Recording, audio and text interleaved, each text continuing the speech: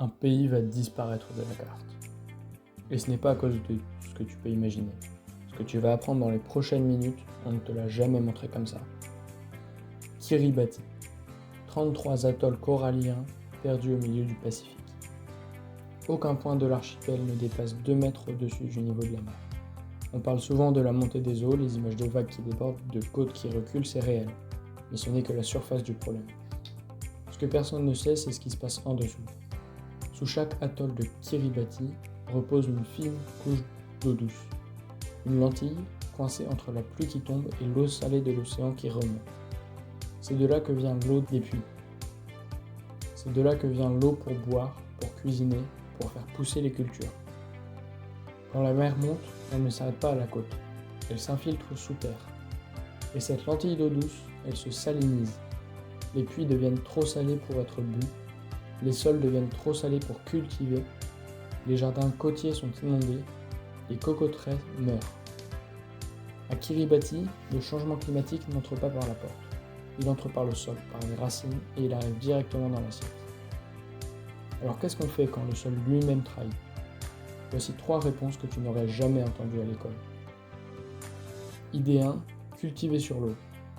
Des chercheurs et des habitants de Kiribati expérimentent des jardins flottants, des structures construites sur des radeaux ancrés dans le lagon, remplis de compost et de terre récupérée, hors d'atteinte de la salinisation des sols. On fait pousser des légumes sur l'eau, là où le sol ne peut plus. Ce n'est pas de la science-fiction. C'est une adaptation radicale, inspirée de techniques millénaires venues d'Asie du Sud-Est et réinterprétées dans le Pacifique. Le principe, si la terre est perdue, on en crée une nouvelle au-dessus de l'eau. Idée 2. Dessaler l'eau de mer.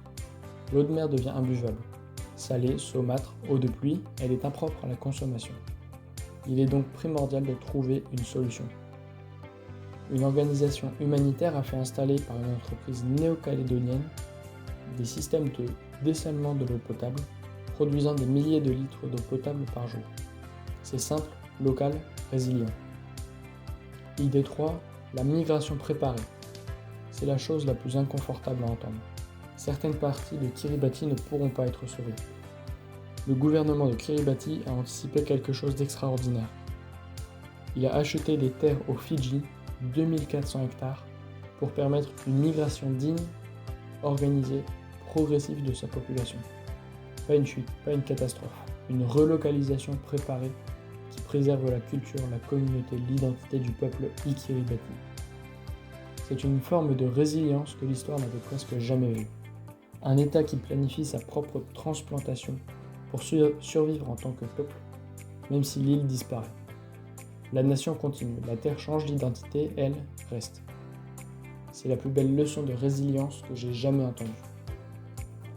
Ce qui se passe à Kiribati n'est pas une histoire lointaine sur une île que tu ne visiteras jamais.